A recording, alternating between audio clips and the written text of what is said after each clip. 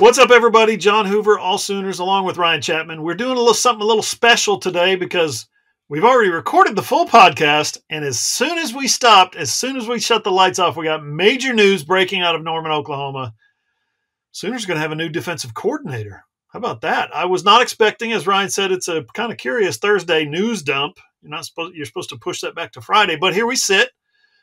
We're going to dump this on top of the podcast, and then you'll have the full hour or something other podcast that we have already recorded talking about the usual stuff. But here we go. Ryan, statement from Brent Venables released via Twitter and then via press release. Sooners are going to be in the market for a new defensive coordinator. They have mutually agreed to part ways with the one and only Ted Roof. Weird situation. If you had told me this news, John, heading to San Antonio, you and I were on a flight with some other AU beat writers going to San Antonio, and if you had turned to me in that lovely exit row with all that luscious leg room and said, this is going to be the last game that Ted Roof coaches at Oklahoma, I could have said, I can get there. That makes sense. But then when we talked to Ted Roof in San Antonio, he seemed relaxed, big smile. I believe he had told Eli Letterman of selloutcrowd.com, I don't know who was around at that point. I had bounced over to talk to some players that he still has that fire to coach, basically, and that he wanted to continue to coach as long as that happened. And so it felt like something that you got the new co-OCs and Luttrell and Joe John Finley.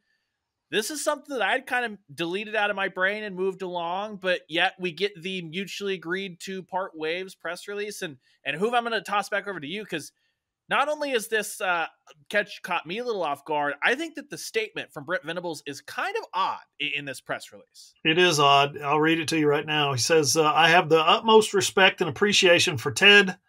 I told him Wednesday I've made a decision to go in a new direction at defensive coordinator and offered him an opportunity to remain on our staff in a different role. He explained that he has a deep desire to keep coaching and will look to do that at a different school. Ted is an incredibly knowledgeable coach and teacher, and his players love playing for him. Our program is thankful for his extreme dedication the last 2 seasons and for helping make us better. That's from Brent Venables on the decision to replace Ted Roof as the defensive coordinator. Now, let's put some context behind this. Ryan, you've got the quote from Brent Venables in early September about the relationship and how the calls, those two coaches, Brent Venables and Ted Roof, came to their game planning and game day calling situation.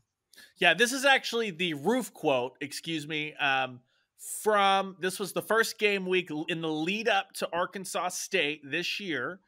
Ted Roof was asked, essentially, here's a summary of the question, not the word for word, but are you calling the plays or is Brent Venables calling the plays? This is from Ted Roof. Quote, Brent Venables, has input in everything we do. He's the head coach, and he's a very strong, powerful, positive leader. So that's how that goes. There was basically a follow-up question going, okay, but can you answer the original question? And this is Ted Roof.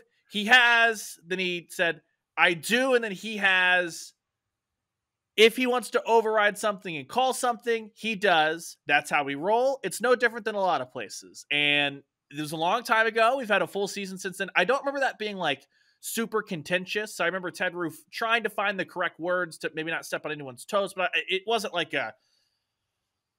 I get overridden or something. Like it just seemed to be like hey, this is just life when you have like a defensive-minded head coach, a defensive coordinator. So I think that context paired in with Brent Venables' statement that he released of would like to go a different direction with defensive coordinator, right, wrong, or otherwise, I think a lot of people had in their mind Ted Roof is kind of the great organizer of the defense during practice, so Brent Venables can do his head coach duties. But Brent Venables had said he's heavily involved in the game plan.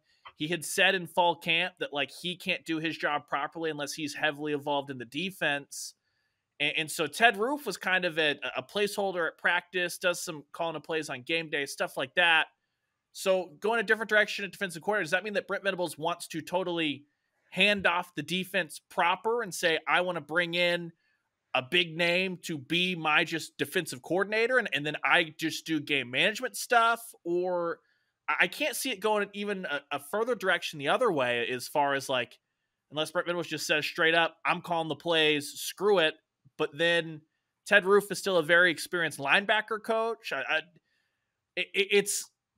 We just digested this, right? I haven't made any calls yet or anything like that. We're in the moment. This release came out literally 15 minutes ago, and I'm trying to wrap my head around that statement and what that means of what Brent Venables is looking for to fill that spot here going forward. Now, surely it's not in the other direction where Brent Venables is like, you know what? I don't need a defensive coordinator. I need a special teams coordinator. I'm going to hire a special teams coordinator, and I'm going to be the defensive coordinator. Surely he's going to be more of a head coach, CEO, delegator on game day, right? You would think. But I will take you back to, and I think it was last year's, I have this picture, and maybe my memory's all garbled up. That's very, very entirely possible.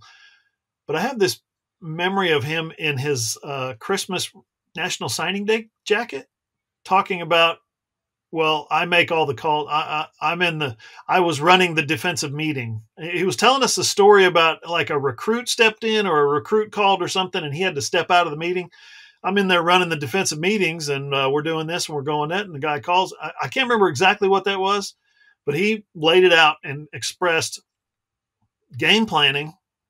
I'm running the defensive meeting. Those are his words. And so now he wants it run a different way, or he wants it run a certain way that Ted Roof wasn't running. I don't know. Again, we're trying to figure this out in real time. So we don't have any major breaking news candidates for you. It just happened, like Ryan said, 10, 15 minutes ago. So Ryan, it's just making the rounds on national Twitter. Yeah. Interesting. It's interesting because I think like my first default would be that Brent Venables trusts Brandon Hall, who now has worked under Venables for a couple of years as the safeties coach. He did an excellent job at what Troy is the defensive coordinator, maybe a little Todd Bates. Because the weird part about it is I think Jay Valai has a co-defensive coordinator title. Todd Bates certainly does. And then you had Ted Roof. So then if it was going to be like a Hall elevation plus Bates, does Valai stay with the title just for the salary? But then if that's what you wanted to do, why do you need to go a different direction? Are you looking for Brent Venables to be the linebackers coach, and then you want to add an on-field special teams coach? Is it you want to go in a different direction? You can't keep Ted Roof on staff because it's kind of weird to have a guy just who was the defensive coordinator a year ago that's now just the linebackers coach. Like this is what goes through my head as far as what makes sense there. And then you start going, okay, is Brent Venables going to go completely the other way and go like big fish hunting of a Jim Leonard? There's a like Zach Arnett who just came from the SEC as far as he had done a great job as Mississippi State's defensive coordinator. Didn't Gene Chizik just get freed of his duties too?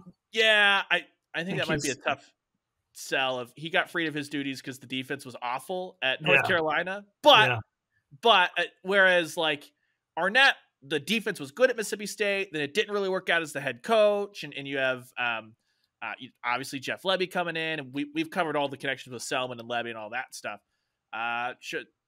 It was just an unexpected move, and my brain's going in a bunch of different places. Like I said, haven't been able to make any calls. Have not gotten text returned yet.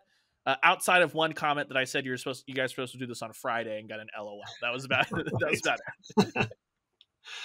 OU last year was 98th in scoring defense. This year improved to 46th, so twice as good.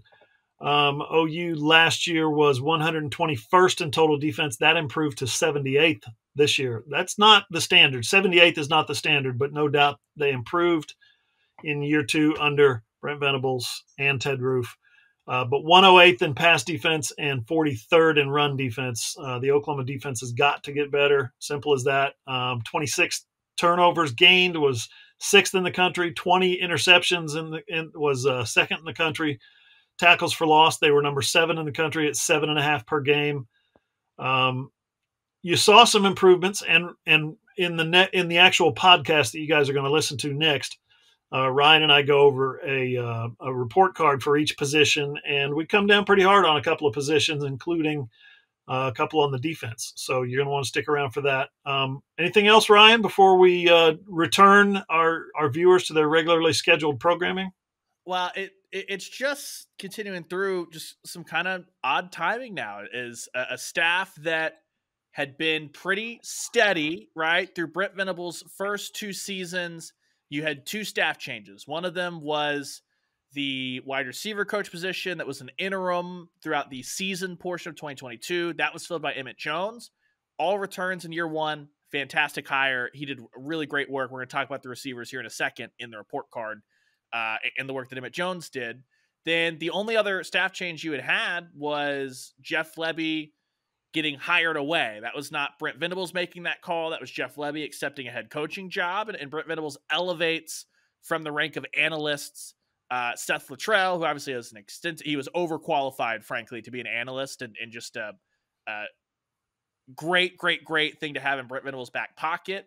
And otherwise, like the other position is you've had a couple of analysts move around. It's been announced by Kansas State that Matt Wells is headed to be their co-offensive coordinator, QB coach. You had some quality control guys head off with Jeff Lebby. But it's one of those things that if I look internally, John, that there's just like not an obvious hey, if you're just pulling an analyst off the street, like you've got James Kowski there for the linebackers. But again, if that's the on-field move that's made, that indicates to me that Brent Venables is saying, I'm going to be the play caller, like full time. And I'm just going to be out in front and be that guy. So yeah, or Kowski to linebackers, Brandon Hall to coordinator. Yeah. I still think that if Brandon Hall goes to coordinator, that's probably more of an indication that Brent Venables is like, yeah, I'm just going to do all this, maybe. But yeah.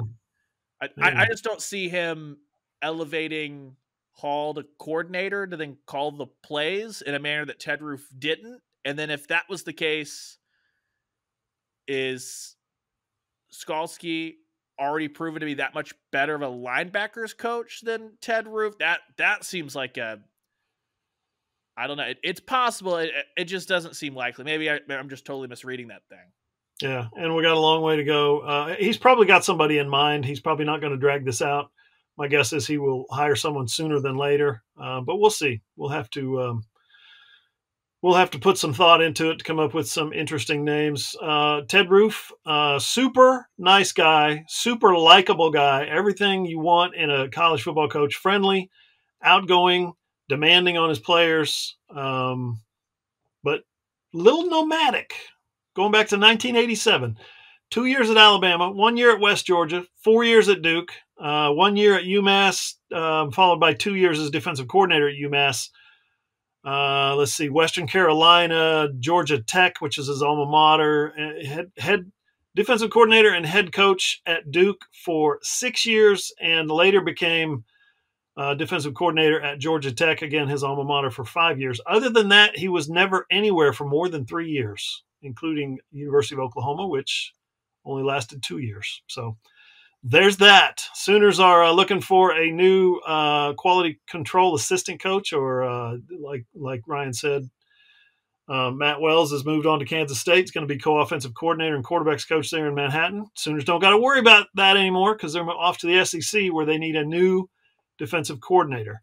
Listen, stick around. This is just the beginning of the podcast. We got our report cards coming up. We got a big segment with Randall. He did the recruiting All-American games in Orlando and San Antonio, so he's been super busy. Transfer portal stuff's coming up next. That's your break for segment 1 for the AllSooners podcast.